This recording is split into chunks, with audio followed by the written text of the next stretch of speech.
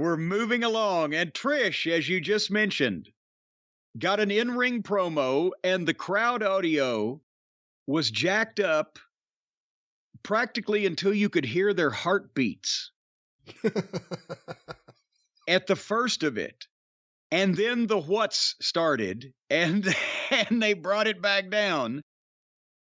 And she brought out Zoe Stark, who was the young lady who interfered in the match with her and Becky at the big event over in Arabia. And she's from NXT. We haven't seen, her, that was her debut on the main roster, right? So we haven't seen her on a program yet.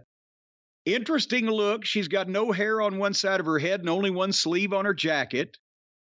So it had me off balance there for a little bit. But the problem is the people wanted her to. And Trish was being a catty, bitchy, kind of low-key heel, and she was delivering the material okay.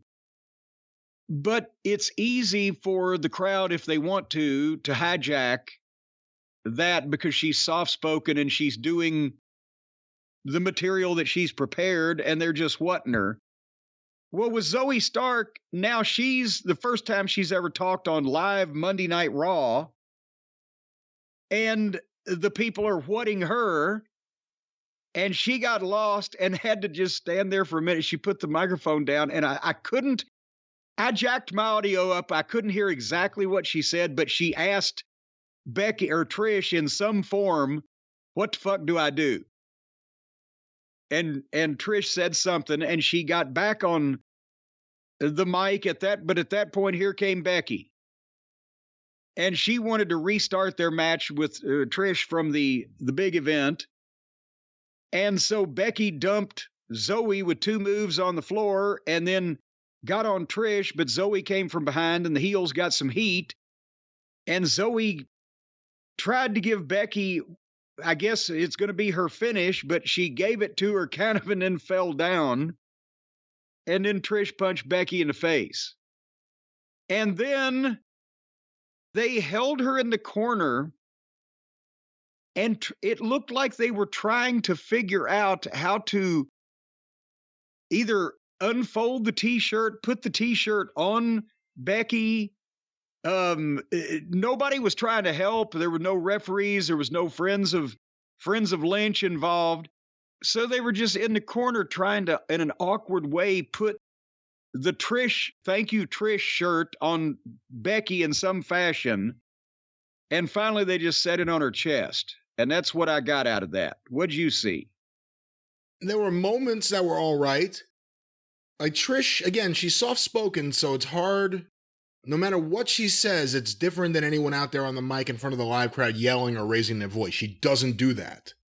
And I'm not saying that everybody should yell and she should be out there yelling and screaming, but the problem is when they ain't interested. That's right. It's easy to fucking get over you. And obviously Zoe Stark got rattled because it was awkward, that moment where she just stands there and you're like, okay, what's happening? And then, things continue. It was as silent there for that second as it was for that Cole Jericho match. Becky is over still. She's still wearing her Kill Bill outfit. I want to give this a chance, but this kind of just, I don't know. Fell off and it didn't even fall off the rails. There were no rails. It was kind of there on the show. The fact that the fans didn't give a shit about it after everything was pretty telling, though. And that, I loved the match, but and these people didn't particularly want to hear this, but also their verbalism is not their specialty. You know what the other thing is? These ladies make their money with their muscles, not their mouths.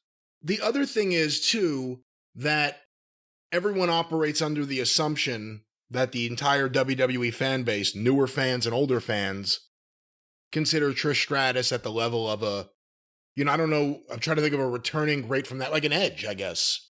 Like that's level of star coming back to do things. I think in the past she was really good. There's been hits and misses so far since she's been back a limited time, but I've liked her heel stuff.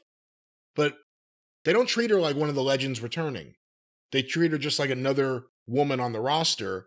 And I think that's also, that's why I always think it's, I hate to say it, but it would be better for there to be a concentrated women's wrestling show by WWE one, just their women. And build that audience so that audience will react to the things they want to see, because I think it's been disappointing the reaction that Trish has gotten since she has returned.